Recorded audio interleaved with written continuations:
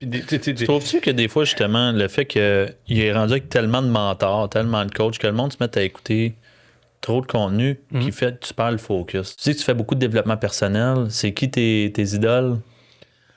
Pas idoles, mais qui tu suis, mettons? Tout le monde, développement personnel, tu sais, c'est... Ouf, là, on est en train de toucher un sujet chaud.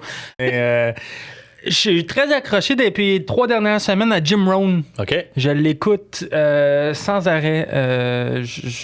On dirait, je savais, j'avais déjà entendu ses affaires ici avant, mais depuis 3 semaines, je l'écoute à tous les jours, là, de façon, même quand je cours, je l'écoute.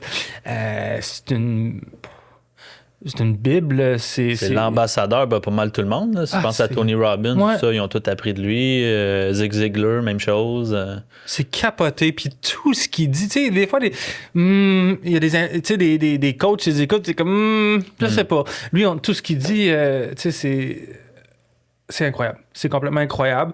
Mais en termes de développement, c'est ça. Je suis plus des podcasts. Mais en termes de développement, c'est plus podcast. Puis, j'aime la formule podcast parce que ou les gens qui parlent parce qu'on peut l'écouter pendant qu'on fait autre chose. Fait que ça, c'est super bon pour ça. Je pense que le développement personnel, c'est super important pour les gens qui nous écoutent, mais faites attention de ne pas tomber dans le panneau des coachs de ci, puis des coachs de ça.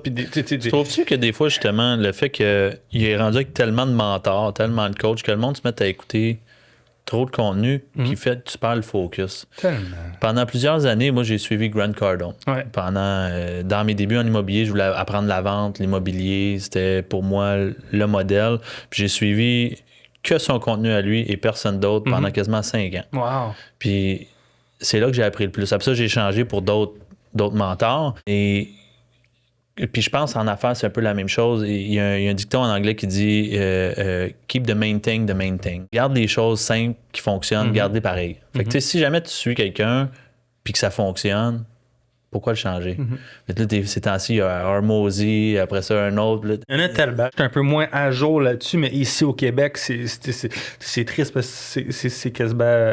Il y a tellement de coachs de tout. Coach de coach. Puis j'enlève rien à ceux qui donnent du bon contenu, puis qui donnent de la bonne matière, puis qui sont des vrais. Puis ils changent la vie des gens. Ouais. Ah, man, tu sais, thumbs up. Je veux dire, si t'amènes du positif, puis de la lumière dans la vie des gens, hey, good for you, tu sais. Mais je veux dire, si tu me parles comment être riche, puis la seule façon que tu t'es rendu riche, c'est en vendant des coachings. T'sais, pour moi, ça clash un peu. Dire, si tu me parles d'être riche, parle-moi de comment tu as parti des business, comment du début à la fin. Mais si ton seul succès, c'est d'avoir vendu des coachings, ben t'es bon vendeur, mon chum.